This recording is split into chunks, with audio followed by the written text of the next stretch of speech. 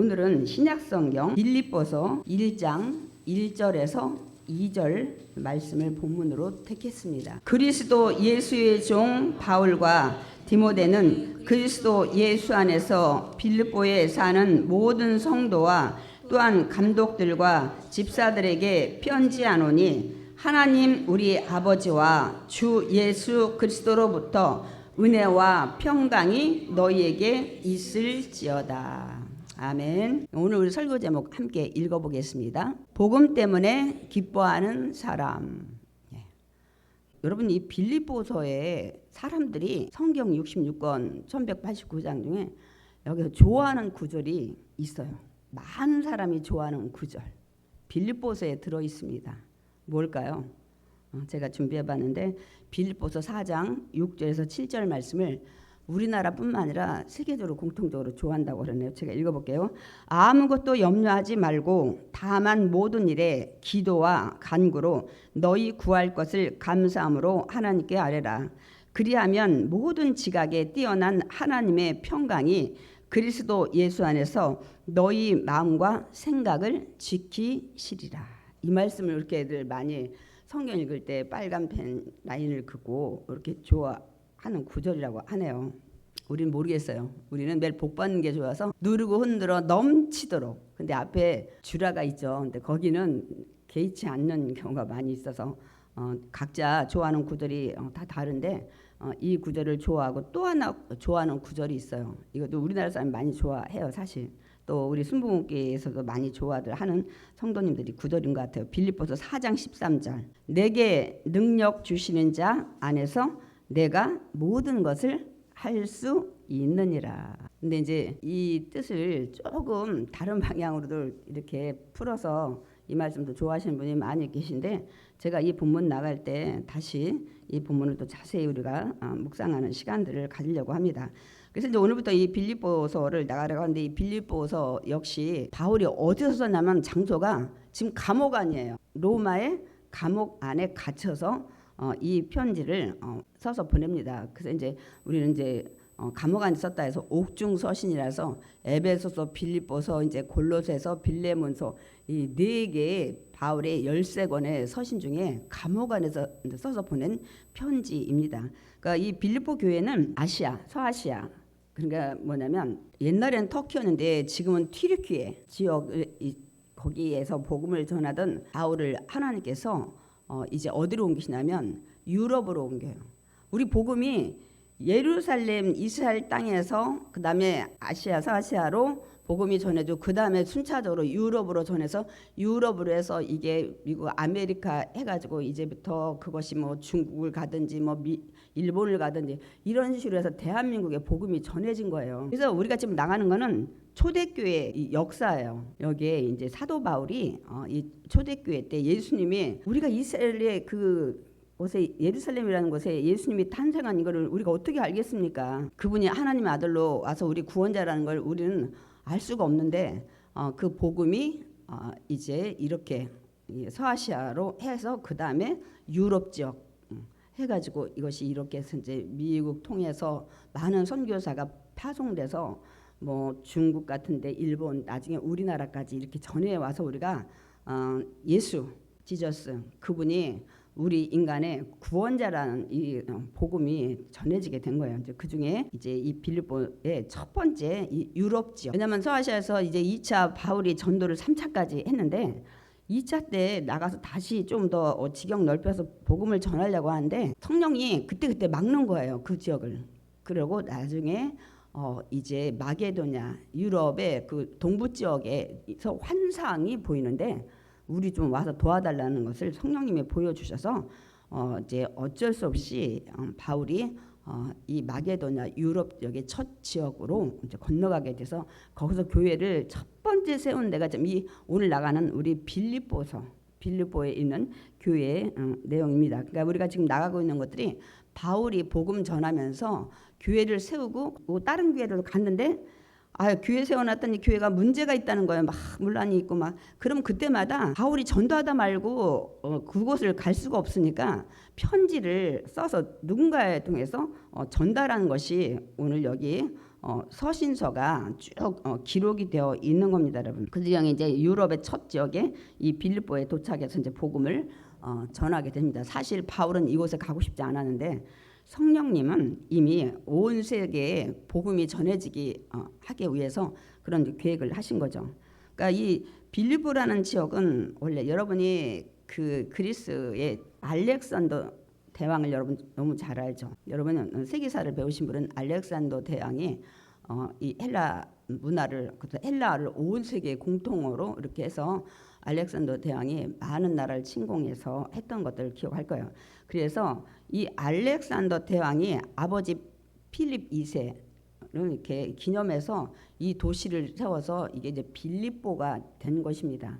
그런데 이 도시는 당시에 이제 어떤 사람들이 많이 모여 살았냐면 퇴역한 장교, 군인들이 많이 이곳에 와서 주둔하며 살았던 도시예요. 그러다 보니까 유대인들이 여기까지 디아스포라로 퍼져 있지는 않았었어요. 그래서 우리가 오늘도 이제 빌립보서를 1장 1절을 읽었지만은 우리가 그동안 이 사도 바울이 쓴 서신에는 늘 첫 번째가 나 사도된 바울이, 뭐 사도된 그리스도의 종 바울이 매일 자기 사도성을 그 주관하면서 이렇게 나타내는 것들을 우리가 많이 봤는데 오늘은 보니까 사도된 나 바울 그런 얘기가 전혀 없어요. 우리 1장 1절 시작할 때도 보니까 뭐라고 되냐면 그리스도 예수의 종 바울이라고 했어요. 여러분 종은 우리가 요새는 그런 단어 많이 안 쓰지만은 여러분 종이라는 건 이 둘로스라는 단어인데 자기 주권이 없어요.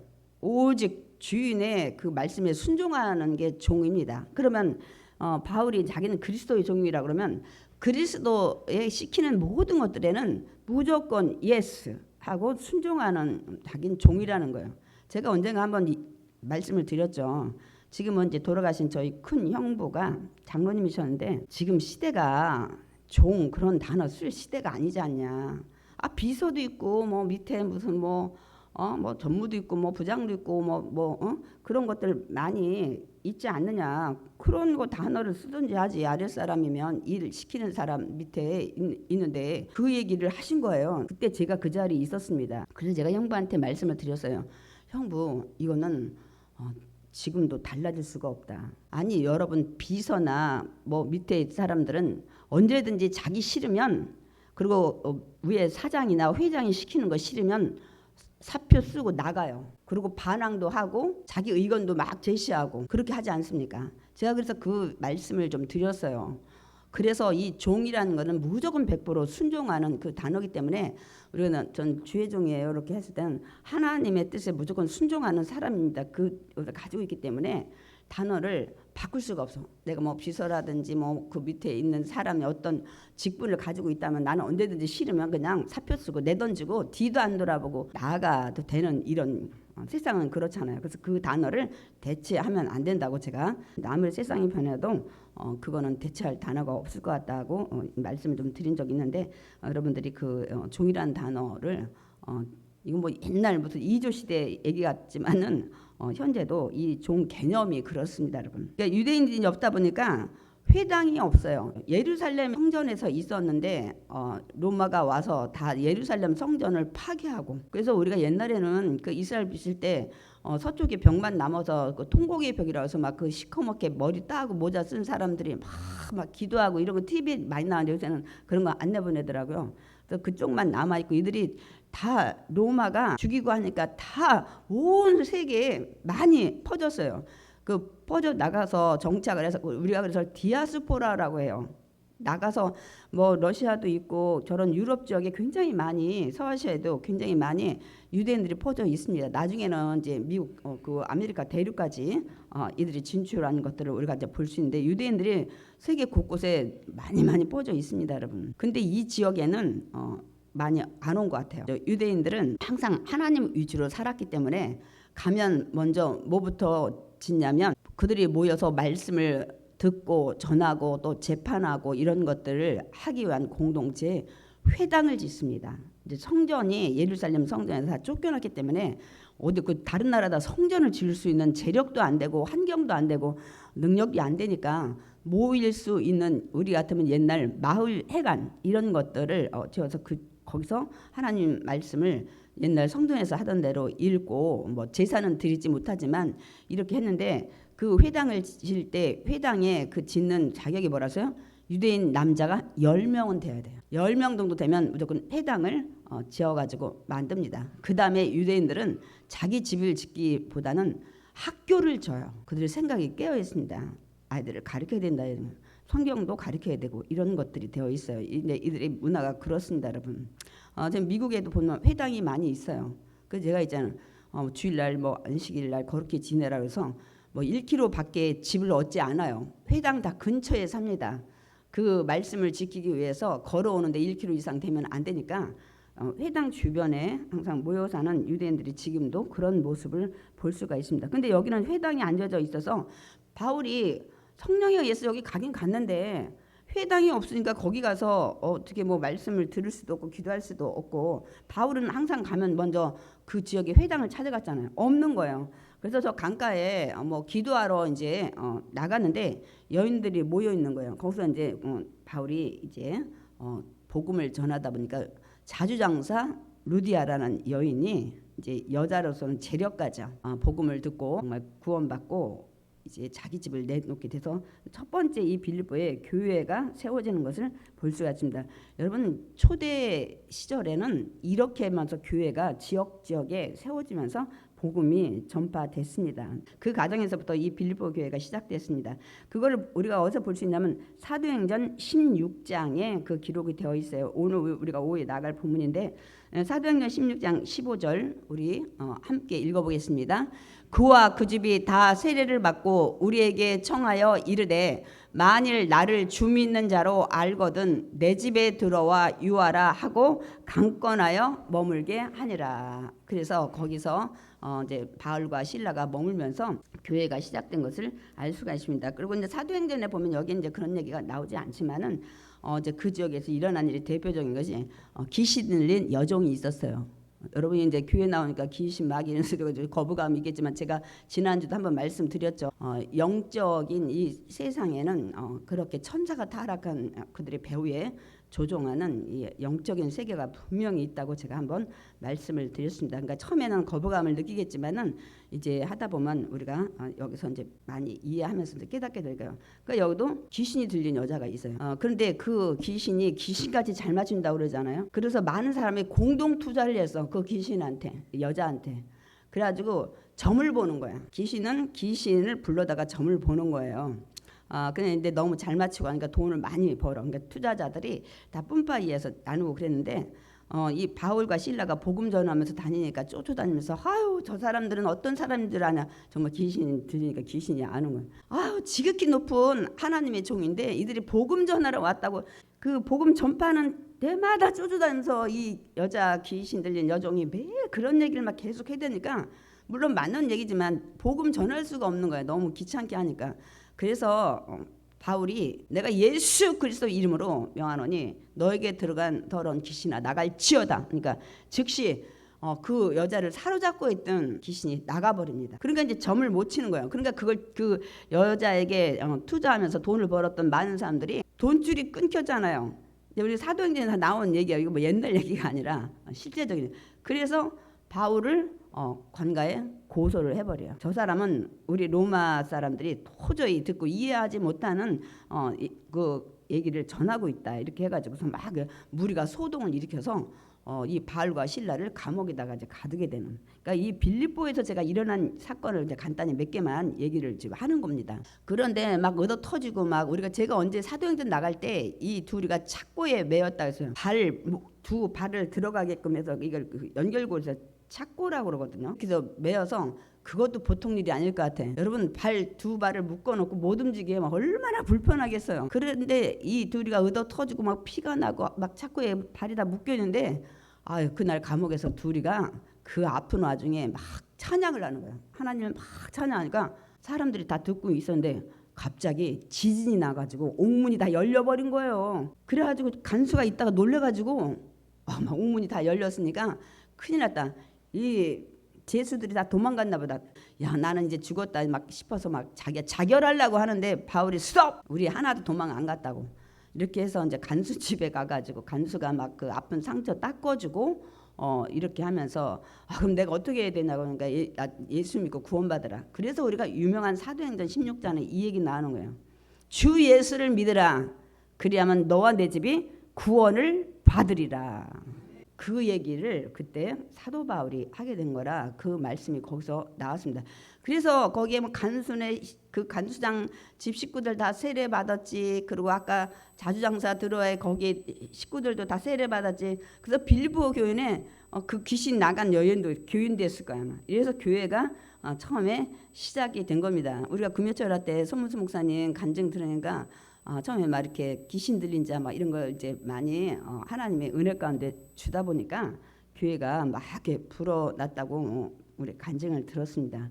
그게 개척하는 목사님들이 가장 소원하는 바람입니다. 정신 나간 여자가 오든지 뭐 하는 여자가 오든지 그렇게 해서 이제 소문이 나면 많은 사람을 보내는데 그것도 하나님의 은혜인 것 같아요. 은혜입니다. 그래서 이렇게 해서 빌립보 교회에 이제 교인들이 이렇게 식구들이 이제 생겨나면서 교회가 시작됩니다.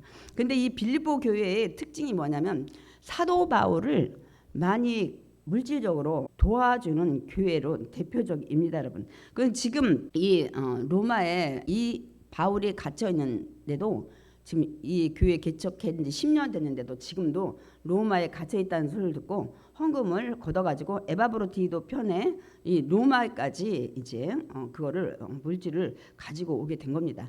그래서 이 편지를 왜 썼냐면 그 헌금을 받고 감사해서 여기다 감사의 내용을 기록했고 더 나가서 그것뿐만 아니라 이제 그리스도인들이 갖추어야 할 성숙한 그 신앙인의 자세에 대해서 내용을 써서 보낸 것이 오늘 이 빌립보서입니다.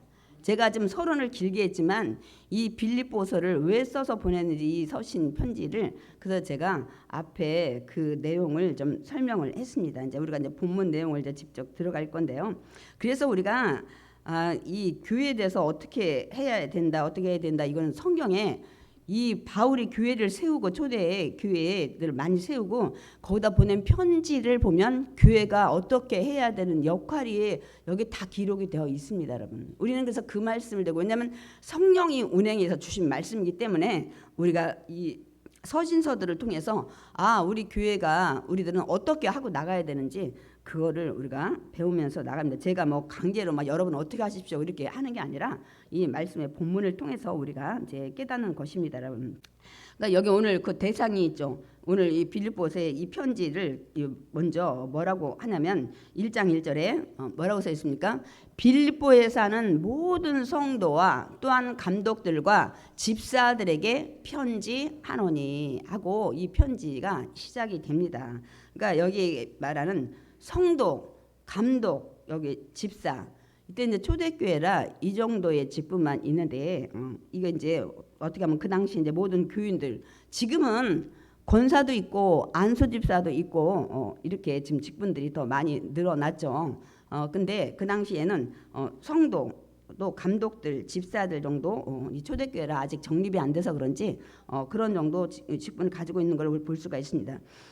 제가 제일 많이 힘든 게 뭐냐면은 처음에 우리 성도님들이 이제 오면 아직 나는 죄인입니다. 하나님이 나의 아버지고 예수님이 나의 구원자입니다. 이 믿음의 고백, 신앙의 고백을 영접기도도 하지 않았고 그런 믿음의 기초가 안 됐는데 아니 내가 성도라고 불러야 돼. 왜냐하면 성도는 하나님을 나의 아버지로 예수님을 나의 구원자로 믿는다고 고백하고 믿음이 있는 사람을 거룩할 성도에다가 우리가 거룩할 도자 써서 성도라고 부르는 겁니다. 그런데 저는 하도 이게 습관이 되다 보니까 성도님 오셔서 누구누구 성도님 이렇게 제가 이제 그렇게 막 이제 말씀을 드리는데 그렇다고 뭐 누구 씨라고 하기도 그렇고 그렇다고 세상에 있는 직분을 불러주기도 그렇고 이런 것들이 많은 어려움이 있습니다. 그러나 이제 교회에 오면 직분이 이제 성도부터 시작이 돼요. 예수님을 이제 나의 구원자로 영접한 그래서 성도님 이제 가장 이것이 기본으로 거룩하게 구별됐다는 거예요. 세상 사람들은 아무리 박 박사 대통령이라도 예수님을 믿지 않는다면 성도라고 부를 수 없는 이 성도라는 단어가 굉장히 귀한 겁니다. 거룩하게 구별됐다는 거예요. 나는 이제 하나님의 자녀로 이제 인정받고 믿음 생활을 한다는, 그래서 교회의 직분의 가장 기초는 성도입니다, 여러분. 그래서 그러니까 제가 이제 처음 올 때 이제 그런 것들이 이제 많이 이제 어려움이 있는데, 그다음에 여기 이제 순서는 감독들이라고 되는데 지금도 감리교인가 어디는 감독도 있는데요. 이게 뭐냐면은 교회를 영적으로 돌보는 지도자를 당시에, 그리고 공동체를 보호하고 가르치는 책임자, 또 초대 교회의 모양 리더십, 지금으로 사실 간단히 말하면 목사라고 봐야 돼요. 나중에 신약 또 뒤에 나가면 장로라는 직분도 말씀을 하고 있습니다. 이런 직분들이 교회에서 직분을 이렇게 명칭을 줍니다. 그다음에 뒤에는 이제 집사, 우리 집사 많이 받으시고 집사님 많이 계시죠. 이거는 이제 성도로서 이제 1년 2년 이렇게 신앙생활을 하면서 우리가 이제는 세례도 받고 이제 말씀 공부도 좀 하고 이렇게 했을 때 이제 받으면 그다음에 집사를 주는데, 이제 섬기는 사람, 이제 그다음부터는 봉사로서 좀 교회 일도 시중을 들고 이런 역할을 하는 겁니다. 근데 우리가 막 권사하고 뭐 안수집사하고 뭐 장로고 막 줘버릇 해가지고 본인들의 역할이 뭔지 잘 모를 때가 너무나 많아요. 그리고 뭘 해야 되고 뭘 해야 되고 이런 자격들이 있어요. 나이도 있고. 그렇습니다, 여러분.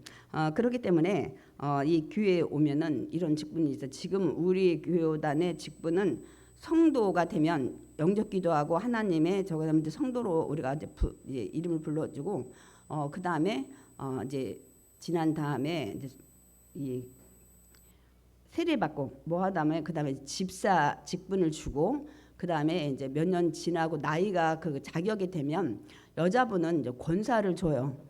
뭐냐면 권면한다는 거야. 일들을 그 권면하고 상담해주고 위로해주고 그런 그 나이가 이제 50인가 55세, 제가 지금 헌법을 안 봤는데 그렇게 됩니다. 그 다음에 이제는 이제 여자분은 요새는 장로 직분이 또 우리 교회단도 생겼더라고요. 근데 원래 남자 장로는 남자들 중에 나이가 지극히 많은 것뿐만 아니라 신앙생활이 오랜 연륜을 가진 분들이 이제 여러 성도들을 이제 대신할 수, 때로는 주의 정이 없으면 대신 감당할 수 있는 그런 능력이 됐을 때 장로를 주는 겁니다.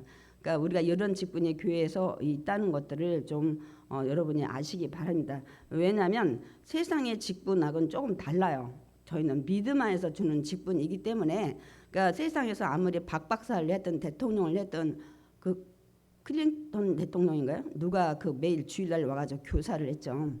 이제 그래서 저희 그 교단뿐만 아니라 교회에서는 이렇게 하고, 어떤 교회는 하도 직분이 정신이 없으니까 그냥 남자는 형제, 여자는 자매 이렇게 아주 통일한 교회도 간혹가다 있긴 합니다.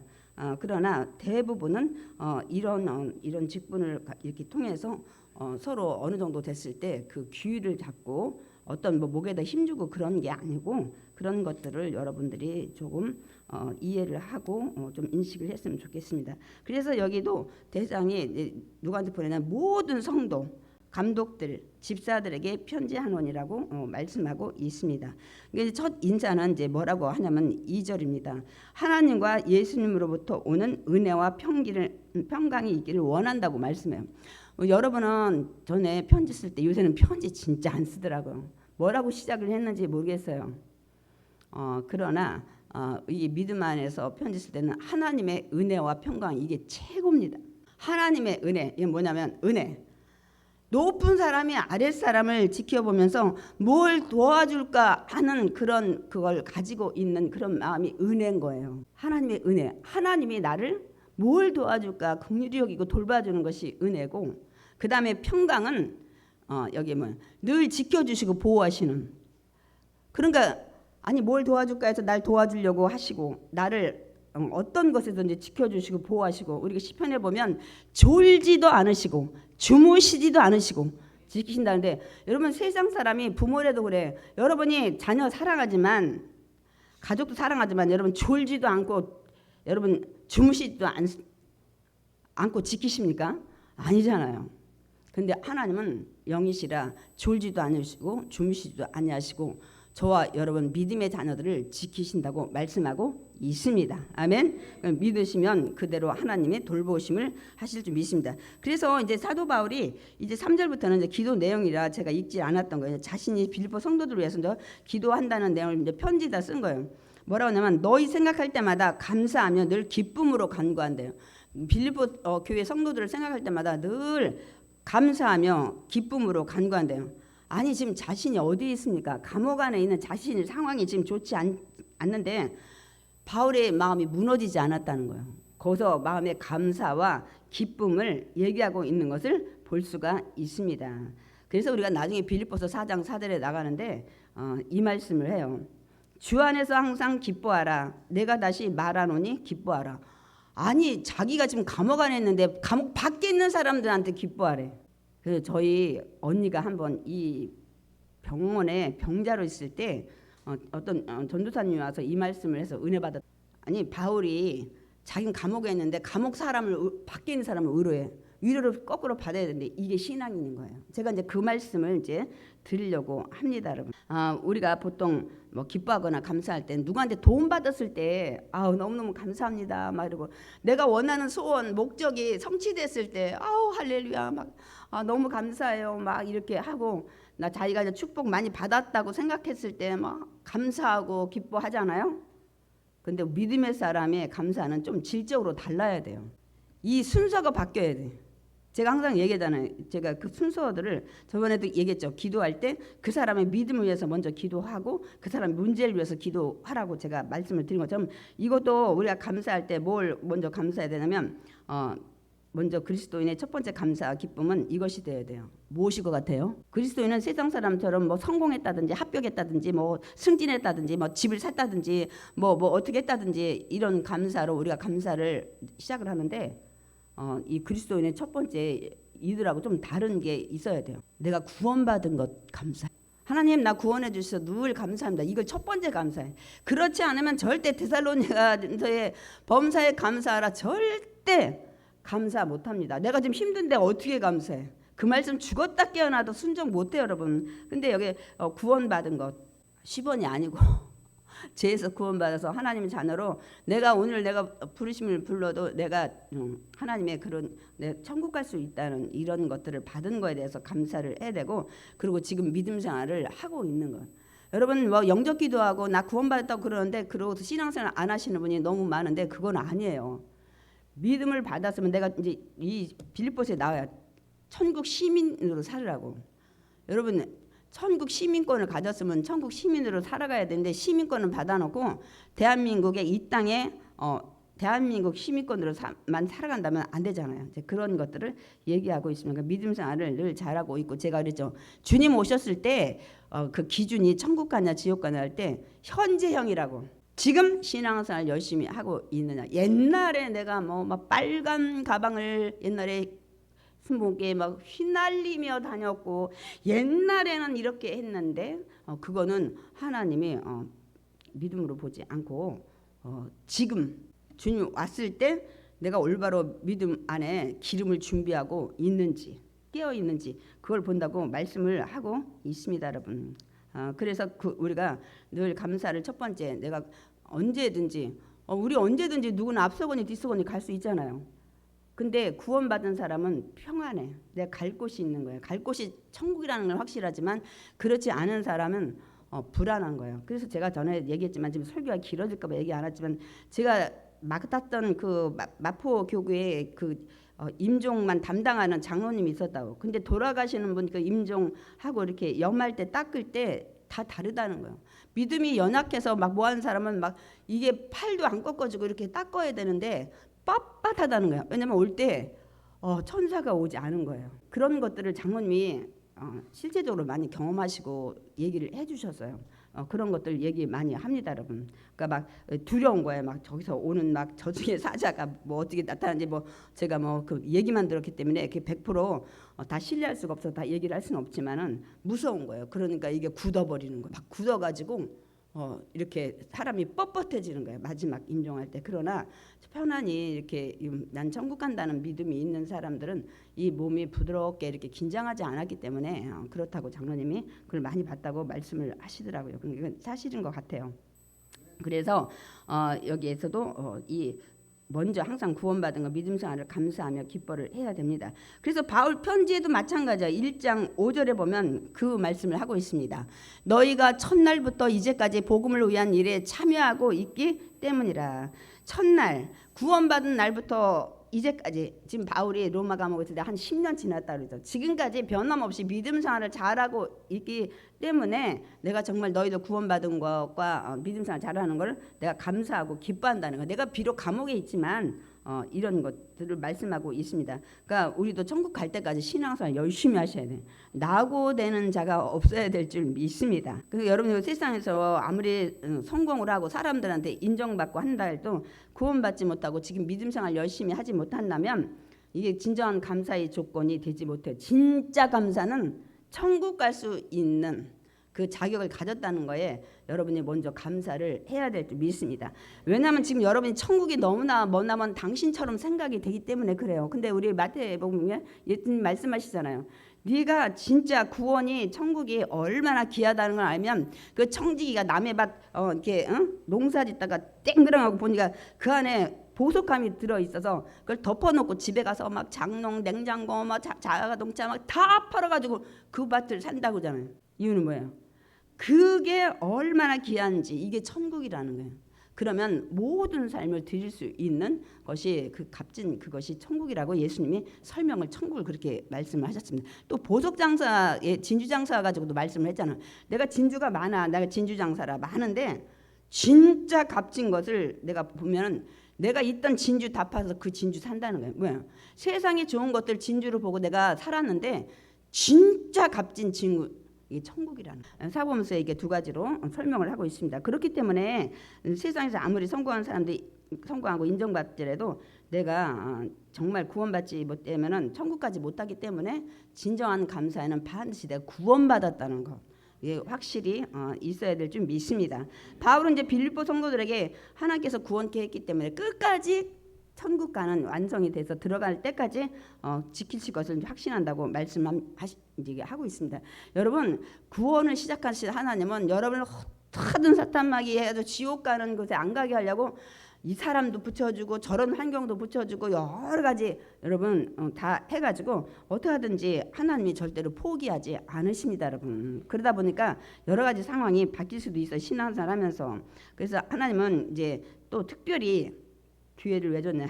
하나님은 구원을 완성해 가기 위해서 믿음의 공동체를 허락하셨어요.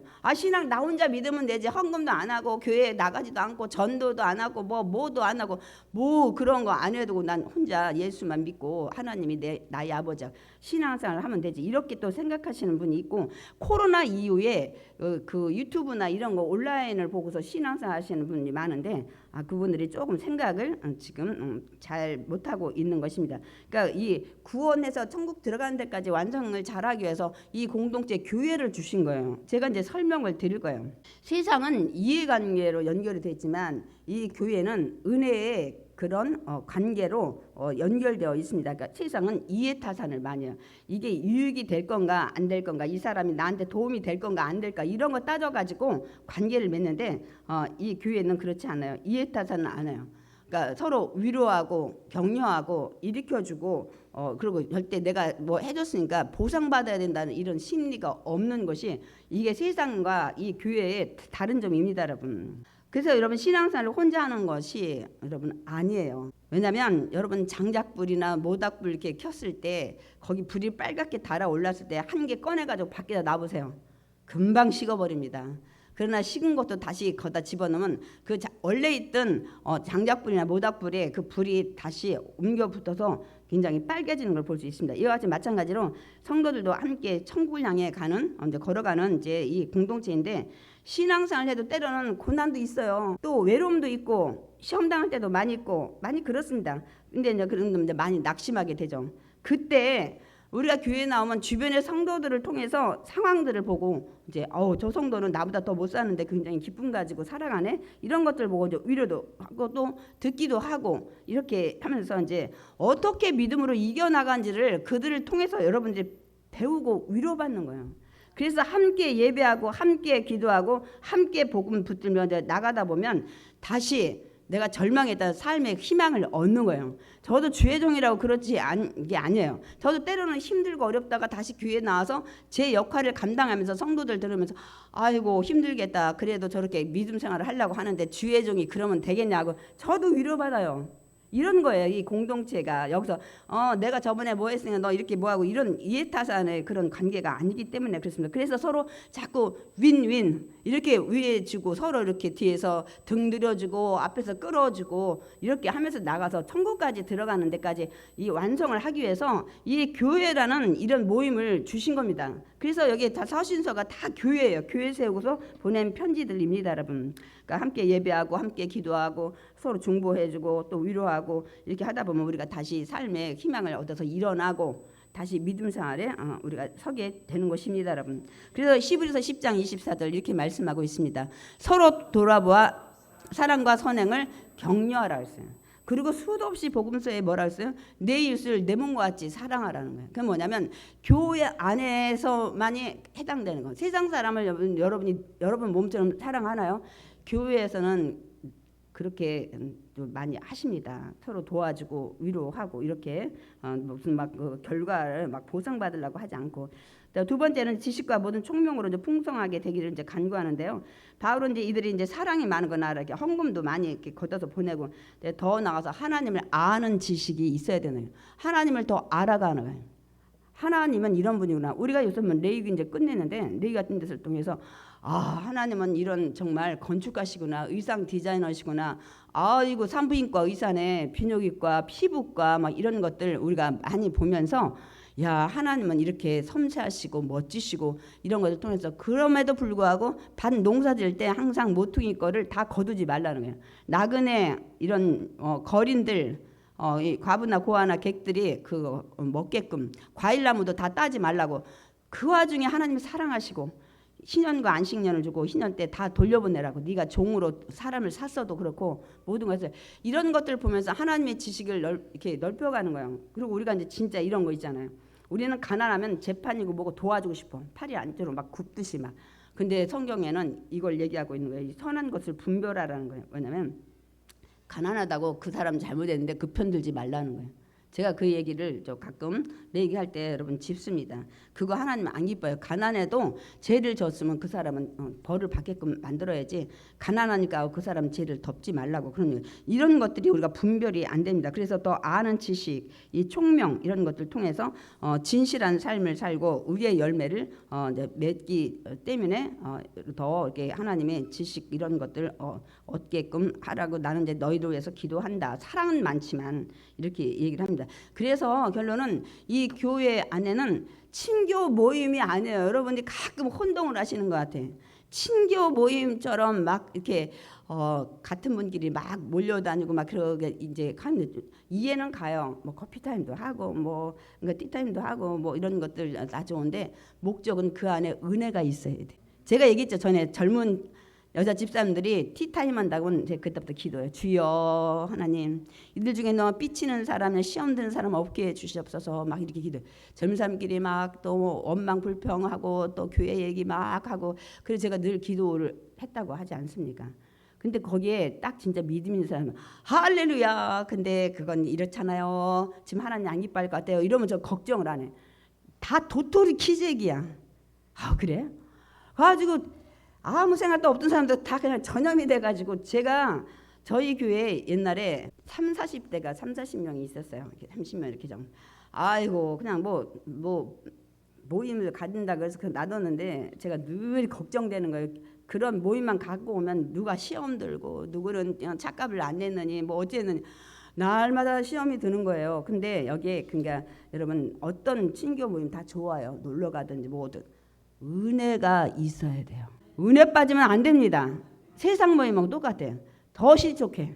그렇기 때문에 그 다음에 이제 바울은 이제 무슨 얘기를 지금 편지에 썼냐면 환경보다 복음의 진전을 바라보자는 거예요. 그러니까 내가 지금 있는 바울은 지금 감옥 안에 있잖아요. 인간적으로 생각하면 실패한 상황이에요.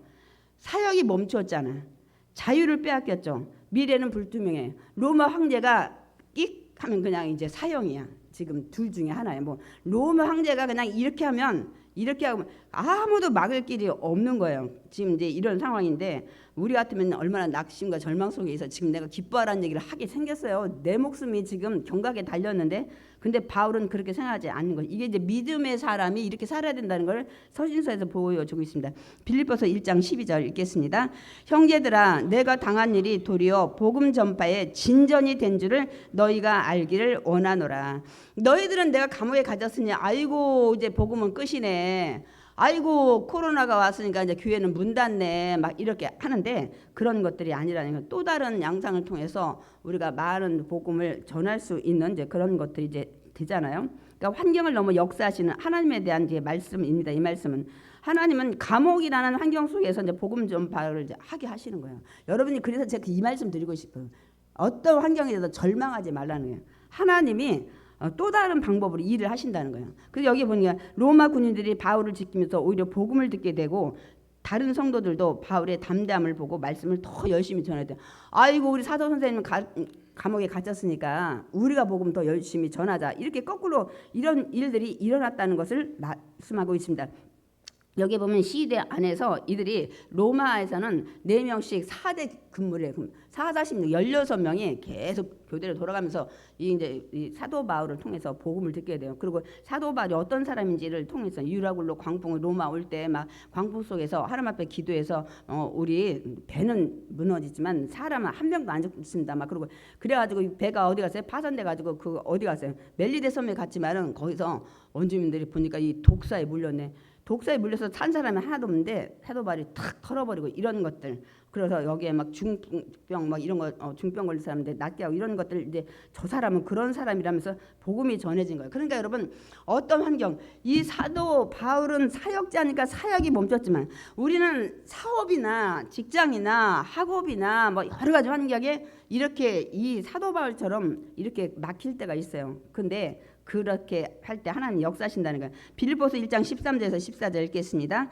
이러므로 나의 매임이 그리스도 안에서 모든 시대안과 그 밖의 모든 사람에게 나타났으니 형제 중 다수가 나의 매임으로 말미암아 주 안에서 신뢰함으로 겁없이 하나님의 말씀을 더욱 담대히 전하게 되었느니라. 앞에는 뭐 시대안과 그 밖의 사람에게 막 복음이 전해졌다는 거예요.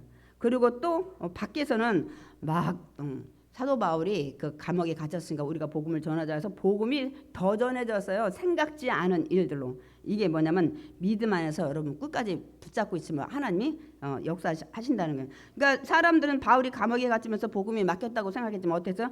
하나님은 새로운 길을 여셨다는 거예요.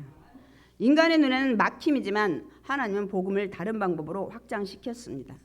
제가 드리고 싶은 말, 우리도 어려움을 이제 만나면 하나님께서 하필이면 왜 나에게 이런 고난을 주시지 하고 원망부터 찾아와요. 근데 이제 믿음의 사람은 어떻게 성숙돼야 되냐면 하나님께서 이 고난을 주셨는데 이 고난을 통해서 또 어떤 일을 하시려고 하시지? 아니면 이 고난을 통해서 나를 어떤 부분을 성숙시키려고 하시는가 하고 이렇게 우리가 생각이 달라져야 된다는 거야. 왜 나야 나?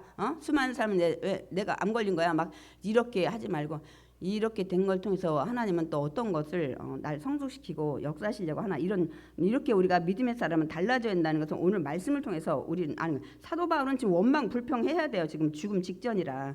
그러니까 여러분이 어려운 일, 그 뭐 병이나 실패나 뭐 관계의 상처 이런 것들이 오더라도 너무 이제는 낙심하지 마시기 바랍니다. 하나님은 쉬지 않고 여전히 일하십니다. 아멘. 그러므로 고난은 우리는 축복이라고, 변장된 축복이라고 수도시 들었어요. 고난은 끝이 아니라 내 삶의 새로운 시작점이 될 수 있기 때문입니다. 이유는 하나님이 다른 방법으로 일하시기 때문입니다. 아멘. 그래서 로마서 8장 28절 우리 좋아하는 말씀, 우리가 알거니와 하나님을 사랑하는 자 곧 그의 뜻대로 부르심을 입은 자들에게는 결국 모든 것이 합력하여 선을 이루는 결과를 주신다고 말씀하고 있습니다. 그래서 우리는 더 확신을 가진 게 이사야 55장 8절을 제가 좀 준비했어요. 그 마지막 우리 말씀인데 읽어보겠습니다. 이는 내 생각이 너희 생각과 다르며 내 길은 너희 길과 다름이니라. 네 생각은 감옥에 갇혔고 네 생각은 사업이 망했고 네 생각은 지금 뭐 쫓겨났고 뭐 이렇게 하지만 내 생각은 너희 생각과 다르고 내 길은 너희 길과 난 다르다. 하나님 전지하신 분이잖아요. 제가 그래서 이 이사야 55장 8절 그 뒤에 넘어가서 제가 안 했는데 제가 말씀을 준비했습니다. 이는 하늘이 땅보다 높음 같이 내 길은 하나님의 길은 너희 길보다 높으며 내 생각은 하나님의 생각은 너희 생각보다 높음이니라. 그렇기 때문에 낙심하지 말라는 거. 어떤 환경에서도 내가 믿음만 끝까지 붙잡고 있으면 하나님은 여러분 놓지 않아요. 세상에 어떤 사탄도 못 놓게 한다고 말씀하고 있습니다. 그래서 하나님은 내가 믿음 하나만 있다면 하나님 또 다른 길을 여시는 거야. 또 다른 방법으로 축복을 준비하신다고 말씀하고 있습니다. 오늘 그 예가 오늘 본문의 사도 바울이에요. 감옥에 갇혀서 있었지만 다른 방법을 하나님은 만드시면서 시대한 사람, 왜냐하면 왕의 보좌관들 그런 그 계통 사람들이잖아요. 고위직이잖아요. 이렇게 일을 하시는 거예요. 그러니까 생각지 않은 일로 또 다른 일들을 하나님은 여신다는 사실에 여러분 믿음의 사람은 절대로 어떤 상황에서도 낙심하지 마시기 바랍니다. 믿음 안에 있다면 하나님은 여러분 놓지 않고 새로운 길을 여십니다. 아멘.